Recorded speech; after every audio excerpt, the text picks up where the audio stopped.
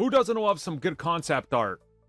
Oh, that's right, most people. Well, I love it, so that's what we're going to talk about. Some concept art and alternative takes on Captain Marvel. Well, okay, alternative takes of a multiversal version of Captain Marvel. There we go. So this comes at us from the art book for Doctor Strange in the Multiverse of Madness, where of course in that film we saw the Illuminati world version of Captain Marvel. And obviously they did a bunch of passes on her costume. And what you're going to see here is that they literally took a lot of the existing Captain Marvel outfits that we've seen from the Marvels and Captain Marvel worn by Brie Larson, and try to incorporate those specific elements almost down to a T in some of them. Like, they just, like, we're going to put her in Brie's suit. And honestly, I don't really like these. I'm going to be real with you. You know, a lot of times when I talk about concept art, I find a lot of stuff I like in them. Sometimes stuff I wished I would have made it in. Here, in this case, I'm just not really feeling any of this, honestly.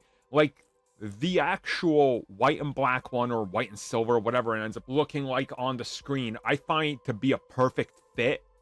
Just the other ones, maybe it's biased because I'm so used to Brie Larson wearing the suit and the colors on her, but just, it doesn't look right here, to me at least. And it just kind of feels cheap.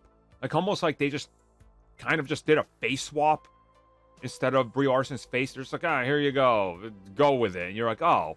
Like, there's no innovation here, no new attempts, nothing to be like, hey, here's Brie Larson's suit, but what if, right? No, there's none of that here. It's devoid of all personality. So to me, I'm glad we didn't get any of this, honestly, and we got the version we ended up getting in the final cut of the film.